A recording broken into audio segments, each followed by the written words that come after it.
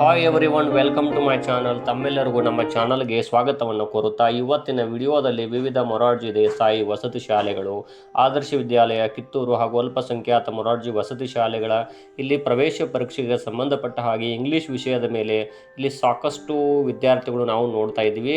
ಬಹಳಷ್ಟು ಕಡಿಮೆ ಅಂಕಗಳನ್ನು ಪಡೆದಂಥ ವಿದ್ಯಾರ್ಥಿಗಳಿದ್ದಾರೆ. ಏಕೆಂದರೆ ಇಂಗ್ಲೀಷ್ ವಿಷಯದಲ್ಲಿ 5ನೇ ತರಗತಿಯ ಕಂಟೆಂಟ್ಗಳಲ್ಲಿ ಸಾಕಷ್ಟು ವಿಷಯಗಳಿವೆ. ಅದರಲ್ಲಿ ನಾನು ತಮ್ಮೊಂದಿಗೆ ಪ್ರತಿನಿತ್ಯ ಅಟ್ಲೀಸ್ಟ್ ಒಂದು ವಿಡಿಯೋನಾದರೂ ಇಲ್ಲಿ ಎಲ್ಲ ವಿಷಯಗಳ ಬಗ್ಗೆ ನಮ್ಮ ಯೂಟ್ಯೂಬ್ ಚಾನಲಲ್ಲಿ ಅಪ್ಲೋಡ್ ಮಾಡ್ತೀನಿ.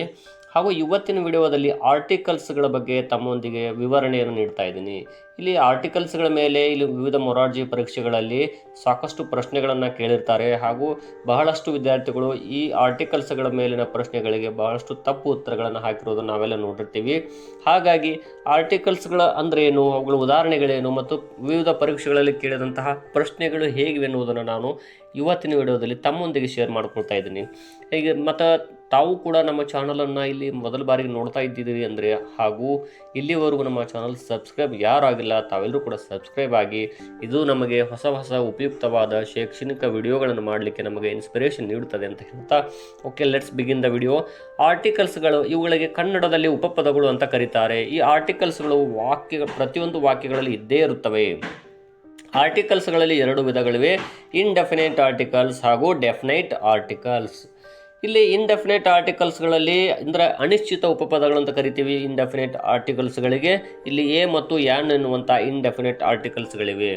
ಇಲ್ಲಿ ಮೊದಲನೇದಾಗಿ ಎ ಎಂಬ ಉಪಪದವನ್ನು ವ್ಯಂಜನಾಕ್ಷರದ ಧ್ವನಿಯನ್ನು ಹೊಂದಿರುವ ನಾಮಪದದ ಮೊದಲು ಬಳಸಲಾಗುತ್ತದೆ.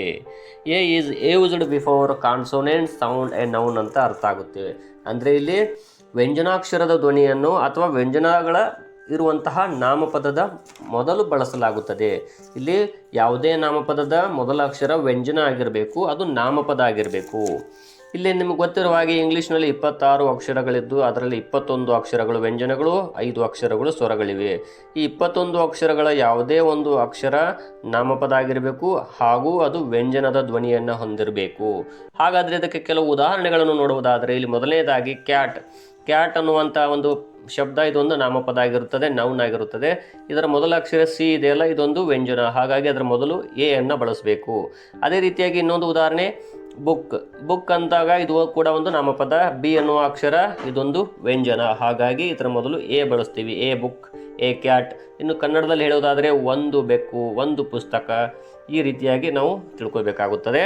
ಇನ್ನೊಂದು ಉದಾಹರಣೆ pen, A pen, bag, A bag, mobile, A mobile, parrot, A parrot. ಈ ರೀತಿಯಾಗಿ ಇಲ್ಲಿ ಆ ವ್ಯಂಜನಾಕ್ಷರ ಧ್ವನಿಯನ್ನು ಹೊಂದಿರುವಂತಹ ನಾಮಪದದ ಮೊದಲು ಇದನ್ನು ಎ ಅನ್ನು ಬಳಸ್ತೀವಿ. ಇವುಗಳ ಮೊದಲ ಅಕ್ಷರ ಕಾನ್ಸೋನೆಂಟ್. ಇನ್ನು ಕೆಲವು ವಾಕ್ಯಗಳನ್ನು ನೋಡೋದಾದರೆ ಇಲ್ಲಿ A man was standing outside my house. ಇಲ್ಲಿ ಮ್ಯಾನ್ ಎನ್ನುವಂಥ ಪದ ಇದೊಂದು ನಾಮಪದ, ಅದರ ಮೊದಲು ಎ ಬಳಸಲಾಗಿದೆ. A book is on the table, A ಎನ್ನುವಂಥದ್ದು ಒಂದು ನಾಮಪದ ಆಗಿರುತ್ತದೆ. ಇನ್ನು ಎರಡನೇದಾಗಿ ನೋಡೋದಾದರೆ ಯಾನ್ is used before vowel sound and vowel supported noun ಅಂತ ಹೇಳ್ತಾ ಇದ್ದೀವಿ. ಇಲ್ಲಿ ಯಾನ್ ಎಂಬ ಉಪಪದವನ್ನು ಇಲ್ಲಿ ಸ್ವರ ಅಥವಾ ಸ್ವರಾಕ್ಷರದ ಧ್ವನಿಯನ್ನು ಹೊಂದಿರುವ ನಾಮಪದದ ಮೊದಲು ಬಳಸಲಾಗುತ್ತದೆ.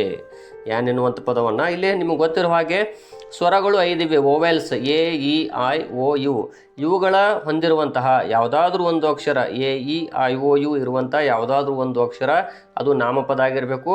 ಅದರ ಮೊದಲು ನಾವು ಎ ಬಳಸುವುದಿಲ್ಲ, ಯಾನನ್ನು ಬಳಸ್ತೀವಿ. ಹಾಗಾದರೆ ಇಲ್ಲಿ ಉದಾಹರಣೆಗಳನ್ನು ನೋಡೋಣ. ಯಾನ್ ಆರೆಂಜ್, ಯಾನ್ ಆ್ಯಕ್ಟರ್, ಯಾನ್ ಆಕ್ಸ್, ಯಾನ್ ಅಂಬ್ರೆಲಾ, ಯಾನ್ ಆ್ಯಪಲ್, ಯಾನ್ ಎಗ್, ಯಾನ್ ಇನ್ಸೆಕ್ಟ್, ಯಾನ್ ಆ್ಯಂಟ್, ಅದೇ ರೀತಿ ಯಾನ್ ಏರೋಪ್ಲೇನ್, ಯಾನ್ ಐಸ್ ಕ್ರೀಮ್. ಈ ರೀತಿಯಾಗಿ ಉದಾಹರಣೆಗಳು ಬರ್ತಾ ಇವೆ. ಇನ್ನು ವಾಕ್ಯಗಳನ್ನು ನೋಡೋದಾದರೆ ಉದಾಹರಣೆಗಾಗಿ I like an ice cream, an ant like sugar, an elephant is a big animal, an orange is a fruit. ಈ ರೀತಿಯಾದ ಉದಾಹರಣೆಗಳು ಇಲ್ಲಿ ಬಳಕೆ ಆಗಿರುತ್ತವೆ. ಇನ್ನು ಕೆಲವು ಸಾರಿ ಏನಾಗುತ್ತೆ ಅಂದರೆ ಅಲ್ಲಿ ಸ್ವರದ ಒಂದು ಧ್ವನಿಯನ್ನು ಹೊಂದಿರುತ್ತದೆ, ಆದರೆ ಅದು ಇಲ್ಲಿ ಉದಾಹರಣೆ ಒಂದು ತೋರಿಸೋದಾದರೆ ತಮಗೆ ಅವರ್, HOUR ಅವರ್ ಅಂತಿದೆಯಲ್ಲ, ಇಲ್ಲಿ ಎಚ್ ಎನ್ನುವಂಥ ಅಕ್ಷರ ವ್ಯಂಜನವಾಗಿದ್ದರೂ ಕೂಡ ಅದು ಸ್ವರದ ಧ್ವನಿಯನ್ನು ಹೊಂದಿದೆ. ಹಾಗಾಗಿ ಅಲ್ಲಿ ಎ ಬದಲಾಗಿ ಯಾನನ್ನು ಬಳಸ್ತೀವಿ. ಉದಾಹರಣೆಗೆ ಯಾನ್ ಅವರ್.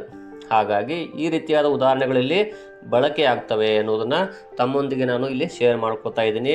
ಇದು ಬಹಳಷ್ಟು ಪರೀಕ್ಷೆಗಳಲ್ಲಿ, ವಿವಿಧ ಮೊರಾರ್ಜಿ ಪರೀಕ್ಷೆಗಳಲ್ಲಿ ಇದರ ಮೇಲೇ ಆರ್ಟಿಕಲ್ಸ್ಗಳ ಮೇಲಿನ ಪ್ರಶ್ನೆಗಳನ್ನು ಅಲ್ಲಿ ಕೇಳಲಾಗುತ್ತದೆ.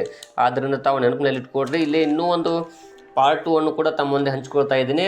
ಅಂದರೆ ಡೆಫಿನೆಟ್ ಆರ್ಟಿಕಲ್ಸ್ಗಳ ಬಗ್ಗೆ ಕೂಡ ನಾನು ತಮ್ಮೊಂದಿಗೆ ಇಲ್ಲಿ ಶೇರ್ ಮಾಡ್ಕೊಳ್ತಾ ಇರ್ತೀನಿ ಅಂತ ಹೇಳ್ತಾ ಇದ್ದೀನಿ.